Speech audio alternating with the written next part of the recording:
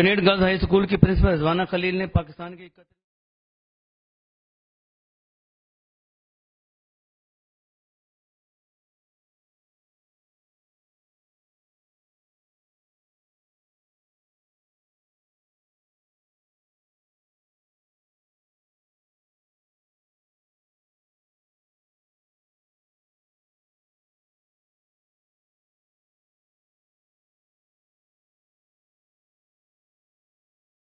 Naseem CEO education, Mohammad Ehsan EDO, Ghulam Sarwar Hajveri chairman, all Pakistan cottage and small trader industry ने खुसूसी तौर पर शिरकत की। तकरीब में बच्चों ने मेहमानों का इस्तकबाल बैंड बाजा बजाकर किया।